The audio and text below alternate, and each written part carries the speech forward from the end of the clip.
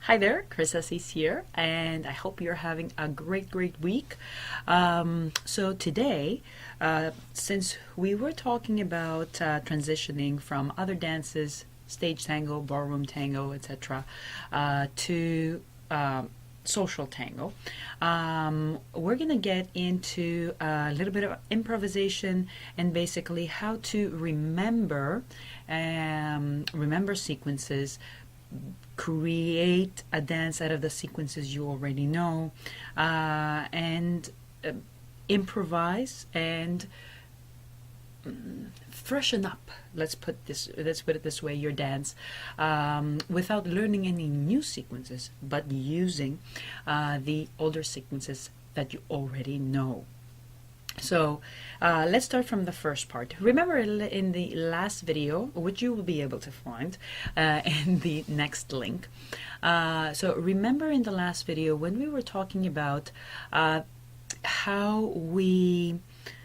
the people who have had some stage experience or some competition experience, or who have been taught dances that require them to learn blocks of steps, set sequences that are the main blocks of their dance, have already acquired the skill of choreography.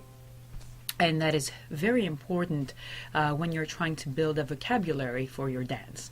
So especially when you're starting out, you want to invest in that, because it will give you confidence on the dance floor, and it will also help you feel a little bit creative, and it's that spice that, oh, I'm learning new stuff and it's exciting. And then, as we grow, we focus on the details more and more, and so on and so forth. So even though, as you've seen in this channel, I am a very technical person, I really look for the flow. I really look for ways to back up all the things that we've learned in the dance schools and or on our nights out. I'm not a teacher who would say, no, you should not be teaching sequences. Sequences are part of the dance. How do we remember them? If you don't already have a background in other dances that require you to learn choreography, you need to build on that skill. So it's just another skill, and just like learning a language, the only way to remember vocabulary is if you repeat it. So the more times you do the sequence, the easier it will be for you to remember. So there are a couple of ways to go about that, and I'm going to give you the tips for it right now. The obvious way: ask your teacher to, if you can, at the end of your class, to take a quick video of the sequence that you did on that day. Repeat it at home. Quite obvious. So that's one obvious way to go about it. Now, there are other ways for you to remember. Say, for example, that because just practicing it once, it's not going to be enough. You need to find a way to somehow fit it in your daily schedule. So if you have a video, it's great. You just look through it. Oh yeah, okay, I remember. All right, great. And then you do it once or twice. So then the other way to do it is to try to dance it in your mind. Okay, so if you have done choreography before, and you haven't done this drill, it's a very powerful drill. So what do? You say you're sitting in the subway. Say you're in public transportation. Don't do it while driving. So and imagine you are on the dance floor. You have your partner in there. You walk your way through the sequence. Imagine that you are there at that moment. Make your mind work as if you you're hearing the music. You can even put, some music in your ears there, so it can get you inspired. And you walk your way through. You map out. That's very important. You map out the sequence in your mind. So the reason we want to remember, right? So you make your mind go over the sequence again and again and again and again.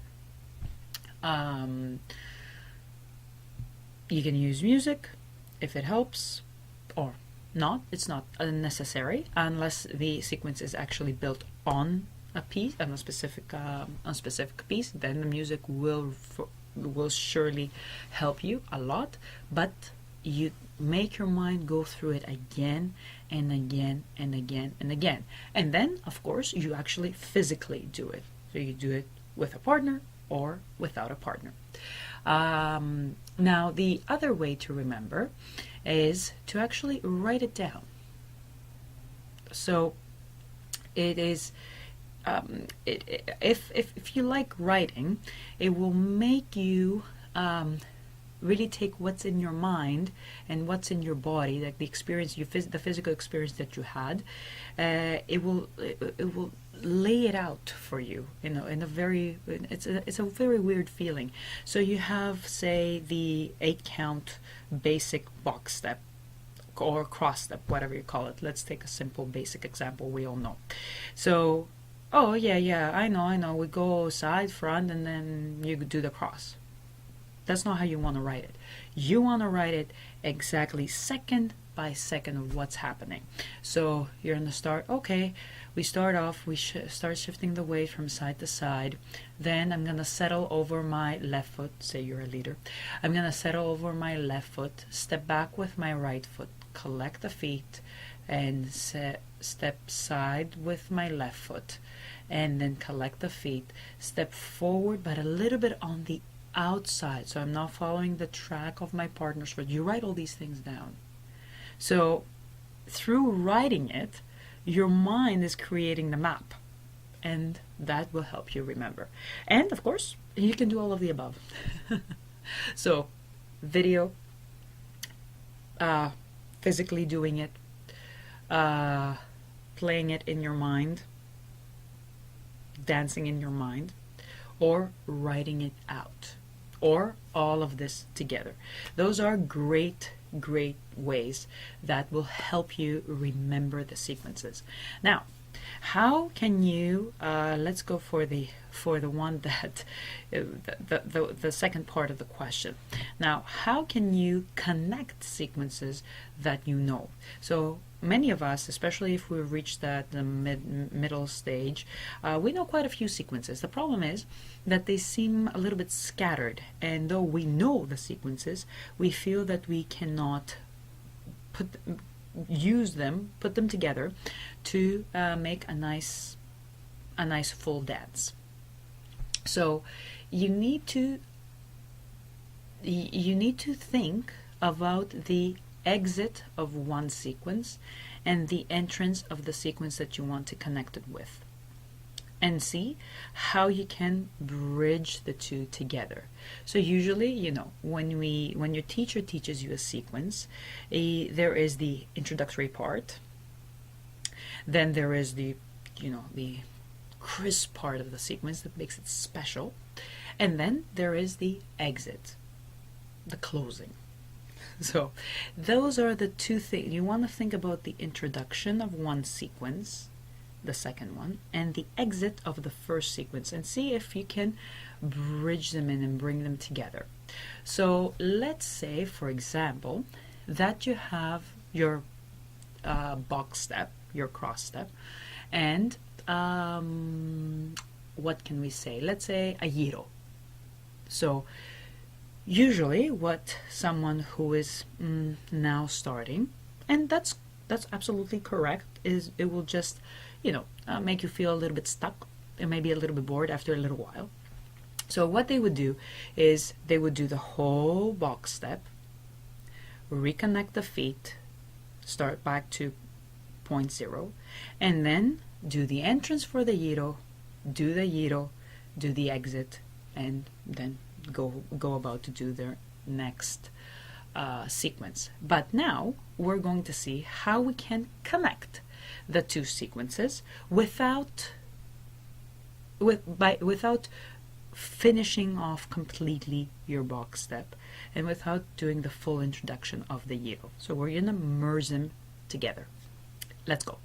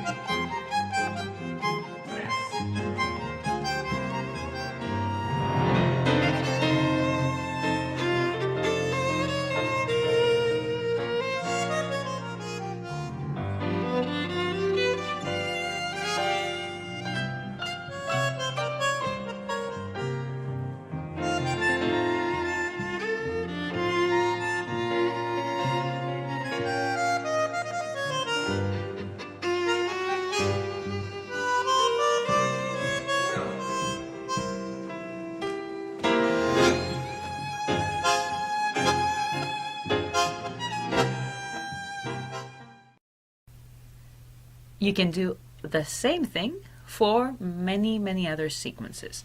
Just get the sequences that you know already, sequences that you are comfortable with, but maybe you're not sure how to connect them. Like, you can do them separately, you're good with that, but you're a little bit struggling with the connection, and maybe that's one of the reasons that is not allowing you to use them more in your dance. And see if you can merge them. If you can create a bridge like the one we created here. And I have to say, this is just an idea. You can find other different ways to do the merging. So this is just an idea I came up with right here, right now, at the moment. So what you come up with might be different, and that's the most interesting and most fun part. So and again, make some record of it, because that merging is a new big sequence. It's a block sequence. I don't know, like a blockchain, okay, like a sequence chain. So make a record of it, make a video, have some use the tools that I shared with you before to remember, so you're not feeling, oh, it's like, oh, I know I did it at home, but I can't remember, right? So use the tools and treat it as a new sequence. Now, if you want to improvise more, but you don't necessarily want to learn new sequences, after a little while, you get fed up. You're like, I don't want to learn any more sequences. I don't have the same excitement about it. I am more excited with creating my own sequences, because that is something that makes you feel really creative. It's something that you made at that moment with your partner. It's great. Or better yet, something that you have created the preparation, you have marinated it. Think about it that way. And you just put it out there on the dance floor, and of course your partner can inspire you, the music can inspire you, and maybe give it a little bit of a different spice, but you have done the preparation ahead of time. So how do you go about it? And I'm gonna link you at the bottom, because I've done 2 videos on that. Similar idea to what we just worked on before. That's why I left this for the end. And this is one of the ways you can improvise. So 1, you think about the entrance, the introduction, how you get to the juicy part of the sequence. Like, for example, in a cross step, they call it the cross step because the juicy part is the cross. So the rest, the back, side, front, cross, is your introduction, is what leads up to that juicy part. So that's the introduction. Then what comes after the juicy part is what sums it up, what closes up the sequence. So in order to improvise and give it a special, like a different taste, what you can do is change the introduction, how you get to the juicy part, and change the exit, what you do after the juicy part. And there are many ways to do that, as you can imagine. So if you were to do a different introduction for the cross step, you can take out that first back side step and just go for forward steps. You can do ochos, you can do side steps, you can do a million things. For the exit, exactly the same thing. You can exit with ochos, you can exit with a giro like we saw before, you can exit with forward steps, you can exit with back steps, you can exit with side steps, you can exit with a rebound, you can exit many different ways. And follow the link that you have right below for more ideas. I used the box step because we all know the box step. So it's something that, oh, okay, yeah, I know what you mean. So check out the video and Send me your questions if I didn't get that quite right. I tried to cover as much as possible all the different aspects of the question that I got from the survey, to give you some good tools and tips of how to remember, how to connect sequences that you know, and how to create new sequences from sequences you already know. So I hope you found this helpful. Check the videos below for more improvisational tips, and there is more coming. See you soon.